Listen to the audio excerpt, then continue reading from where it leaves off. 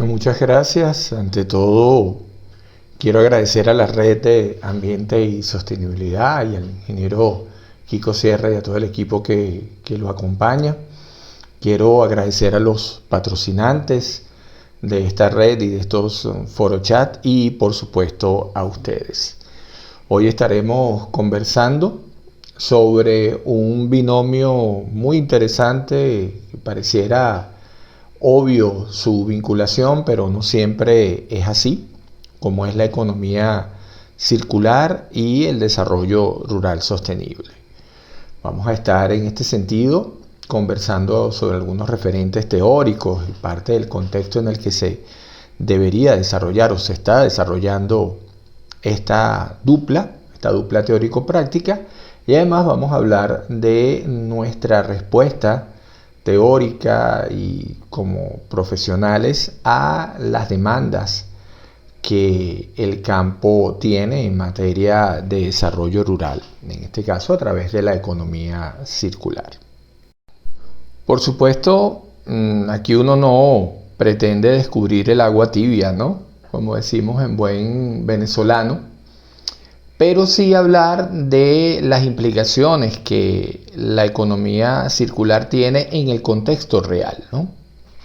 Uno entra en la red y consigue muchos trabajos teóricos importantísimos, muchas referencias profesionales y prácticas también muy interesantes que aportan mucho. El problema es cómo aplicamos eso aquí.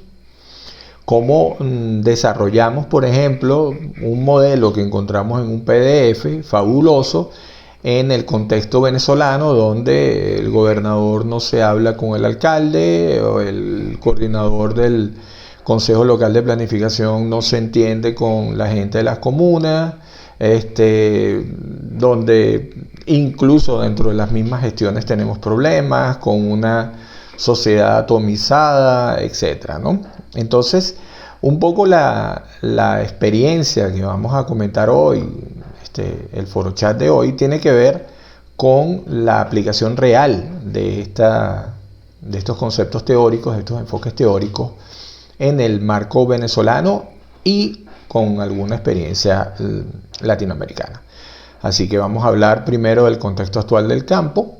Vamos a ver los principales referentes teóricos que nosotros utilizamos para efectos del desarrollo rural sostenible, las principales aplicaciones que tiene la economía circular en el desarrollo rural, una relación muy somera de experiencias interesantes, el caso que nosotros estamos adelantando en el corredor biológico altitudinal de Hualaca, en la provincia de Chiriquí, en Panamá, y al final vamos a tratar de llegar a algunas conclusiones desde lo concreto de nuestras experiencias, pero también desde los valores epistemológicos, incluso y ontológicos. Bien, entonces utilizando como base, como fuente, los trabajos de la FAO y de la CEPAL fundamentalmente, podemos hablar en términos generales de algunos avances, algunos desafíos que tiene el campo en América Latina. Es una región que es un muy importante productor y exportador de alimentos. 13.7% de las exportaciones mundiales de productos agrícolas para el 2020 eran de América Latina. De hecho, la FAO reporta que el Producto Interno Bruto agrícola ha crecido para el 2023 en casi un 3%, y que el hambre se ha reducido, el hambre a través de estos indicadores del campo, del 2014 al 2020 se redujo casi un 30, de un 26.7% a un 20.2%, ¿no? Sin embargo, con todos esos avances, todavía se registra una altísima pobreza rural. Para el 2019 la CEPAL hablaba de un 45.7%, una muy baja productividad, 35% inferior a la media mundial, y aparte de eso, bueno, hay unas brechas tremendas en materia de infraestructura, acceso al agua potable, electricidad, internet, hay una degradación muy significativa desde el punto de vista ambiental y afectaciones ya relacionadas con el cambio climático, deforestación, desertificación, además de una situación social que en términos generales redunda en la violencia rural, me explico, el narcotráfico, crimen organizado, y esto con una población de alrededor de 106 millones de personas, que equivale al 20% de la población total de América Latina. De tal manera entonces que hay una situación que nada más por sus valores, por sus registros estadísticos, es fundamental que la evaluemos, que la estudiemos y que la ataquemos de manera profesional. La situación en Venezuela es todavía más complicada. Primero que todo porque hay, si bien algunos estudios de organismos multilaterales y otras organizaciones no gubernamentales y académicas que han intentado levantar información estadística al respecto, todavía nosotros adolecemos de una gran falta de datos. Yo siempre lo he dicho, probablemente el principal problema para el desarrollo sostenible en Venezuela, problema técnico me refiero, tiene que ver con la falta de datos. Entonces, bueno, el campo venezolano tiene evidentemente hay una gran ignorancia estadística sobre lo que está pasando realmente. Sin embargo, por ejemplo, la ENCOVI en el 2021 habló de una pobreza rural de alrededor del 72%, fíjense, mucho más alta que la media de América Latina, que hay escasez de alimentos, 8 de cada 10 hogares no tienen ingresos suficientes para comprar alimentos. Eso redunda en inseguridad alimentaria. Estamos hablando, de acuerdo a la FAO, del 76.5% de la población, es decir, 23 millones, alrededor de 23 millones de personas. Eso tiene una expresión todavía más crítica en el campo. En Venezuela además hay un evidente deterioro de la infraestructura, vialidad, riego, electricidad, internet, sistemas de comunicación, etc. Y el éxodo, así como el éxodo de la población, algunos indicadores, algunas instituciones hablan de 4 millones de venezolanos, pues tiene su propia expresión en el éxodo rural. De tal manera entonces que con un inmenso potencial tenemos una situación extremadamente complicada. Entonces, ante esa situación, lo primero que hay que decir es que un enfoque unidisciplinario es insuficiente. Un enfoque parcial es insuficiente. Para resolver la problemática del campo, en términos de sostenibilidad, hace falta una integración de enfoques. Para efectos nuestros, el primero de estos enfoques es el de la nueva ruralidad, que es un concepto que ya no es tan nuevo, tiene que ver básicamente con la descripción de los cambios que se han venido dando en el campo en América Latina y nos lleva a una nueva forma de entender los encadenamientos urbanos rurales. Y esa provisión de servicios ambientales y ecosistémicos del campo ya deja de ser en función de la ciudad. Es decir, el campo tradicionalmente ha tenido una visión utilitaria. El campo existe en función de los servicios que le brinda la ciudad. La nueva ruralidad rompe esa lógica y plantea el desarrollo del campo por el campo mismo. Ese es el primer concepto, ¿no? El segundo concepto tiene que ver con la agroecología sostenible. Y fíjense que no nos quedamos solamente en agroecología, porque yo puedo tener unas técnicas agroecológicas desde el punto de vista ambiental y empresarial mucho más responsables y amigables con el ambiente, y sin embargo no son sostenibles, ¿no? Por eso es que nosotros entendemos que, por ejemplo, la agricultura regenerativa es parte de la agroecología sostenible. La agroecología sostenible tiene que ver básicamente con la incorporación de los objetivos de desarrollo sostenible dentro de los procesos de transición de la agricultura tradicional a un modelo que está en relación con los ODS y la Agenda 2030.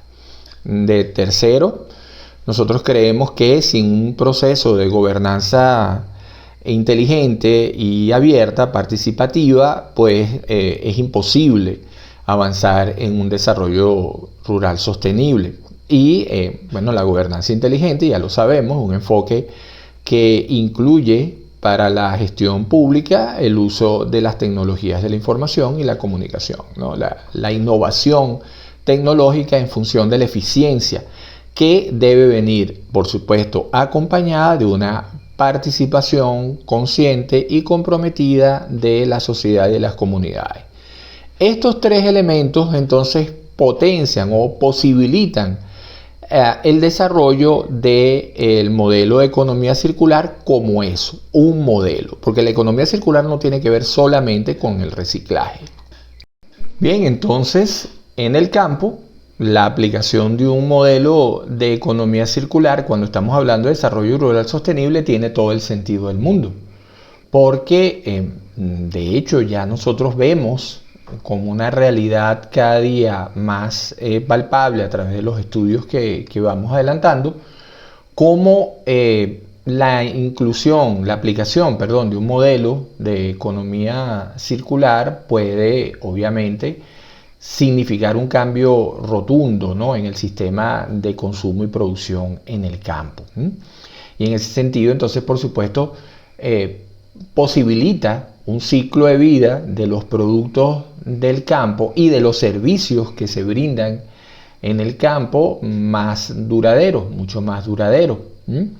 De hecho, concretamente nosotros podemos decir que la economía circular reduce el impacto ambiental en las zonas naturales y agrícolas. Esto es fundamental. Crea empleos en las comunidades locales a través de la creación de nuevos empleos, la generación de nuevos empleos como el reciclaje, la reparación, la reutilización, permite, ¿no?, ese fortalecimiento de las economías locales y por ello, por supuesto, incide en una mejora de la calidad de vida, ¿no? Claro está, porque además brinda acceso a productos y servicios como el agua potable, energía y saneamiento, que a través de un modelo de economía lineal al final terminan comprometidos desde el punto de vista ambiental y de seguridad. Genera diversificación económica, ¿no? Las economías rurales en este sentido se benefician por nuevas oportunidades de negocios, como por ejemplo el ecoturismo, la agricultura, agroecología sostenible, la artesanía también. Ello, al final del día, modelo de economía, incide en la reducción de la pobreza, claro está, en la revalorización del territorio por sí mismo, ¿no?, al revalorizar los recursos naturales, culturales, etc. Ajá, ¿y esto es pura referencia teórica o ya hay experiencias prácticas? Sí, sí las hay, muchas muy interesantes y a mucho nivel.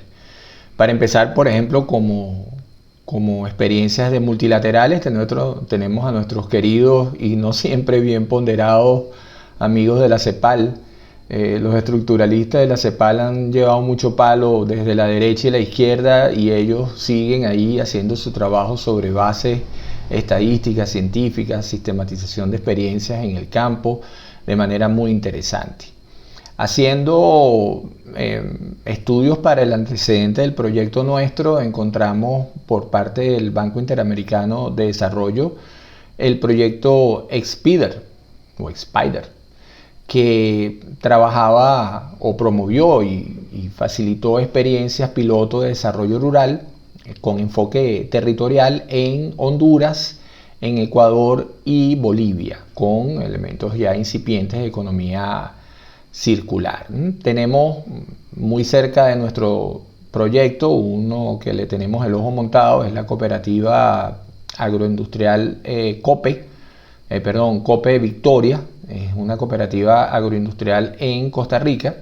Ella produce biogás a partir de residuos agrícolas y ganaderos, genera energías renovables, reduce emisiones, gases de efecto invernadero, pero también trabaja con promoción del gobierno del comercio justo. Es una cooperativa, fíjense qué interesante, y tiene certificaciones de la Rainforest Alliance, del Fair Trade International y la bandera azul ecológica de Costa Rica. Un poco más arriba también le tenemos el ojo montado a la reserva de biosfera maya en Guatemala. Es una experiencia bien interesante porque va desde, por ejemplo, el proyecto Guatecarbón, que busca disminuir la deforestación y el dióxido de carbono en la atmósfera a través de modelos forestales comunitarios, hasta experiencias de ecoturismo con trabajo muy significativo en materia de protección y valoración de la cultura y la biodiversidad local, ¿no? En Venezuela, bueno, el año pasado nos encontramos con los amigos de NatBio que trabajan desde la empresa privada y la fundación también con principios de regeneración del suelo.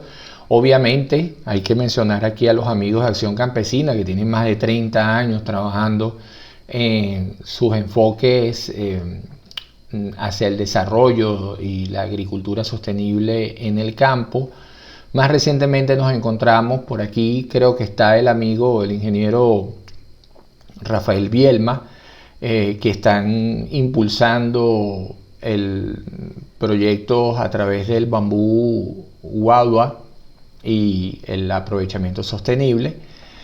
Y bueno, nuestros aliados directos, la Fundación Guayanaís, que allá en Bolívar se ha convertido en un defensor a ultranza, en un promotor a ultranza del proyecto de desarrollo rural sostenible, y por supuesto la Cámara de Comercio, Industria y Agricultura venezolano-francesa, que es también un aliado fundamental en este proyecto.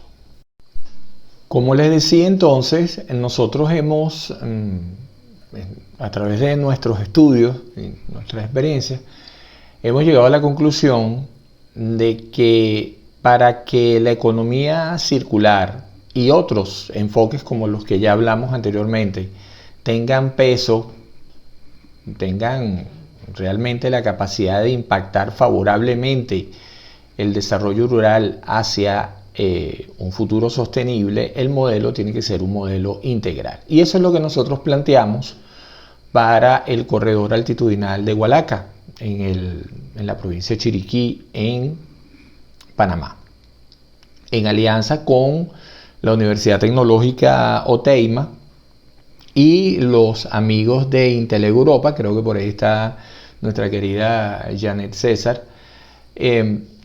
Participamos en la convocatoria de crecimiento económico y nichos de mercado del BID y pues salimos favorecidos con la aprobación del proyecto, ¿no? En ese sentido nosotros estamos atacando un proyecto que es integral, holístico, desde el enfoque nuevamente de la nueva ruralidad, y tiene en la particularidad dos dimensiones, la de turismo rural y agroecología sostenible. Con todo ello pretendemos básicamente trabajar un proceso de transición energética justa, que es la categoría en la que participamos, a través del fortalecimiento de competencias tanto individuales como organizacionales y comunitarias de un área piloto en el corredor altitudinal de Hualaca, que por cierto es importantísimo, no solamente por el peso económico que tiene la provincia de Chiriquí para Panamá, sino porque el corredor es el inicio del corredor biológico mesoamericano. Es decir, que tiene una importancia desde el punto de vista de la biodiversidad tremenda. Y ahí nosotros hemos estamos fortaleciendo, mejor dicho, los ODS 1, en fin de la pobreza, el 5, igualdad de género, el 8, trabajo decente y crecimiento económico, el 11, ciudades, comunidades sostenibles, el 12, producción y consumo responsable, donde está la economía circular claramente detallada, el 13, acción por el clima, la descarbonización es fundamental en el proyecto, y por supuesto la reserva, por ejemplo la reserva de la Fortuna, que está al norte del corredor biológico, también se ha favorecido con el trabajo en función del ODS 15, vida de ecosistemas y terrestres. Me dirán ustedes, ay, ¿por qué ese proyecto tan bonito para Panamá y no para Venezuela? No, bueno, para Venezuela también lo estamos impulsando. Lo estamos impulsando a dos niveles. A un nivel local, por ejemplo, el original, el primero, que por cierto tiene que ver con mis estudios académicos, se presentó para la parroquia Cecilio Acosta en el municipio de Guaycaipuro. Este proyecto inició como una propuesta de sistema de políticas públicas para el desarrollo rural y después, bueno, fue evolucionando en lo que ahora nosotros consideramos es nuestro proyecto, nuestro modelo de desarrollo rural sostenible, ¿no? Este proyecto lo estamos impulsando en alianza con la Cámara Venezolano-Francesa, no sé si por ahí está nuestro querido amigo Jean Anglade, y la Fundación Ecociudadano con nuestro querido colega Carlos González. Y así como lo tenemos a nivel local, lo estamos promoviendo también a nivel nacional con áreas piloto. En ese sentido, hemos identificado a través de alianzas locales y una primera revisión de las regiones, algunas áreas pilotos que pudieran ser Altos Mirandinos, ya lo hablamos anteriormente, de Cecilio Acosta, Unare, en el municipio Caroní, en Bolívar, Caparo, en el municipio Andrés Eloy Blanco, una versión del proyecto de desarrollo rural sostenible, en este caso con incursión también de elementos de la zona marino-costera, que obviamente hay un continuum entre la zona marino-costera y en el caso de Cuare, la importancia que tiene la reserva de fauna de Cuare, tierra adentro con el desarrollo rural en el Monseñor Iturriza, y sur del lago, ustedes ya conocen la importancia que tiene para Venezuela la zona agropecuaria del municipio Alberto Adriani. Esto, además de los aliados que les comenté anteriormente, también aquí contamos con la participación de los amigos de Guayana Inteligente y Sostenible. Ambos proyectos los tenemos ya a nivel de ingeniería básica, estamos impulsándolo tanto a nivel de actores locales como a nivel de instituciones multilaterales, y bueno, esperamos más temprano que tarde conseguir el financiamiento para poder ejecutar en Venezuela un proyecto que para nosotros es muy querido y que creemos que tiene una gran posibilidad de impactar de manera muy positiva a el campo y por ende al desarrollo rural, al desarrollo del país en términos de sostenibilidad en su totalidad. Así que bien, como una gran conclusión, podemos ratificar que sí, la economía circular es un enfoque, una herramienta valiosísima para el desarrollo rural sostenible, pero que es imposible que ella exprese o despliegue todo su potencial si no se aplica un modelo sistémico e integral que incluya otros enfoques, otras variables, otras dimensiones y vectores de trabajo, ¿no? Y esto debe ir, como lo decíamos al principio del foro chat, desde los elementos técnicos y tecnológicos hasta los valores. La propia forma en la que yo registro y recolecto información incide, desde el punto de vista de los proyectos, incide en la activación del campo.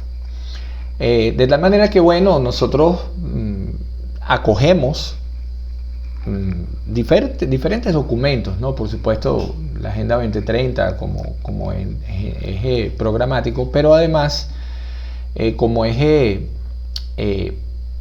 ético-ambiental, nosotros suscribimos la Carta de la Tierra. El proyecto suscribe la Carta de la Tierra y yo quiero cerrar este foro chat mencionando 3 de los principios que nosotros acogemos y que tratamos de aplicar en nuestro modelo de desarrollo rural sostenible. El primero, el principio respetar la tierra y la vida en toda su diversidad.